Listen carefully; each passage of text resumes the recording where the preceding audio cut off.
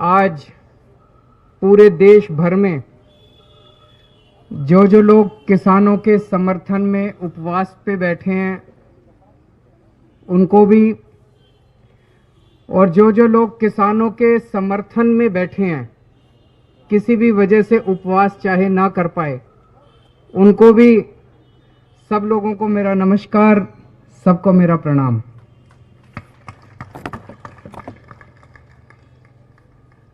दोस्तों, आज देश संकट में है क्योंकि किसान संकट में है।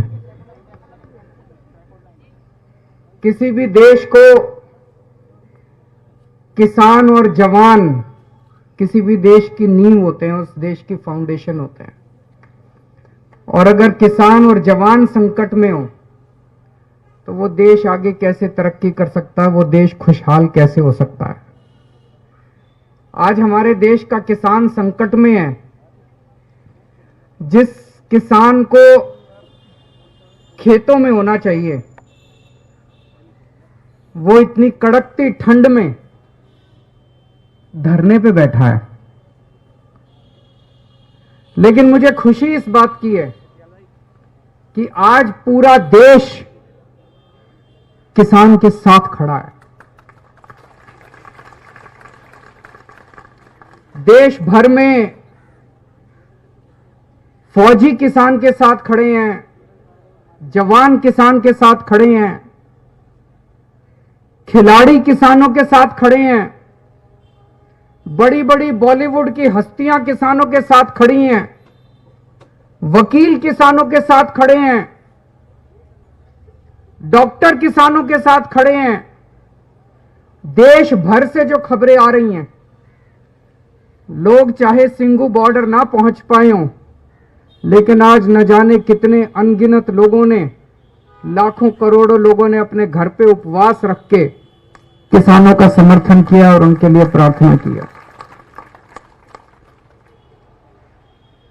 आम आदमी पार्टी शुरू से किसानों के साथ है, किसान आंदोलन का समर्थन करती रही है। आज देश भर में कोने कोने में आम आदमी पार्टी के कार्यकर्ताओं ने या तो अपने घर पे और या सामूहिक तरह से कहीं ना कहीं इकट्ठे होकर उपवास किया, किसानों का समर्थन किया।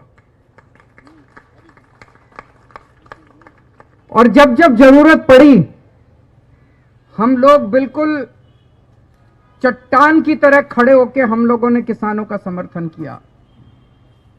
जैसा भी बताया गया कि जब किसान आंसू गैस के गोले झेलते हुए, लाठियां खाते हुए, वाटर कैनन झेलते हुए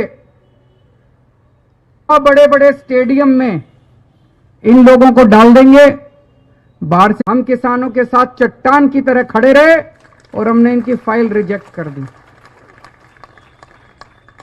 उसके बाद हमारे कई एमएलए को मैं जानता हूं, हमारे कई नेताओं को मैं जानता हूं, मैंने उनको कह दिया था कोई टोपी पहन के नहीं जाना, कोई झंडा डंडा लेके नहीं जाना, आम आदमी पार्टी का जिक्र नहीं करना।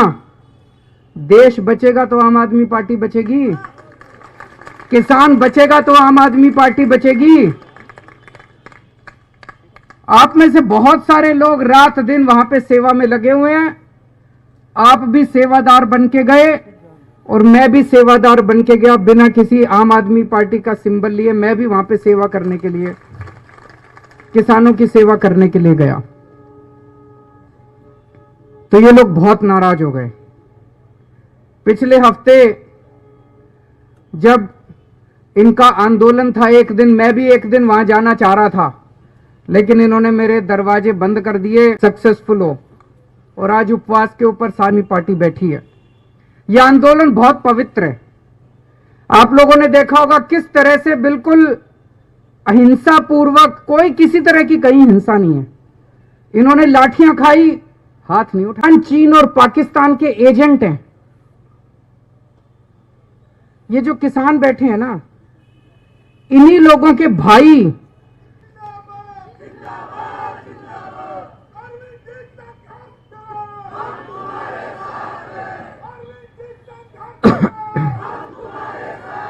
तो ये जितने नेता और ये जो लोग कह रहे हैं कि ये चीन और पाकिस्तान के, और आप ये सोच के देखो कितने ऐसे किसान हैं देश भर में, एक ही आदमी के दो बेटे, एक किसान बन गया और एक जवान बन गया। गलत तो नहीं कह रहा जी? ऐसे बहुत सारे लोग हैं, कितने परिवार हैं, एक बेटा फौज में है और एक बेटा खेत में।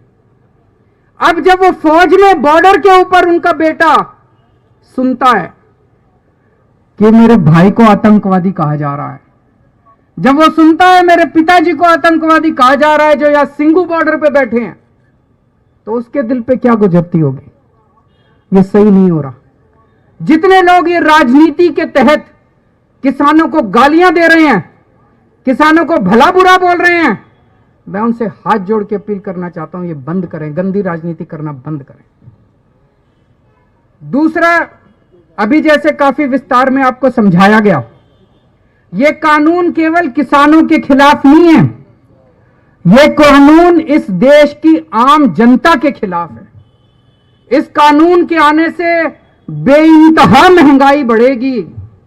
इस कानून के अंदर महंगाई बढ़ने का लाइसेंस दिया गया है। महंगाई बढ़ना एक तरह से कानूनी जामा पहना दिया गया। मैं प्याज की जमाखोरी कर रखी है, करते हैं कि नहीं करते?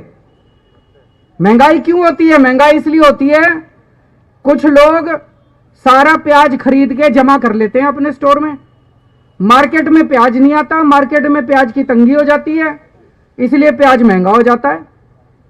दाल क्यों महंगी होती है? कुछ चंद पैसे वाले जब दाल आती है तो दाल सस्ती हो जाती है। यही करती है सरकार। अब इस कानून में लिखा है कि कोई भी आदमी कितनी भी जमाखोरी कर सकता है, ये अलाउड होगा। अभी तक जमाखोरी करना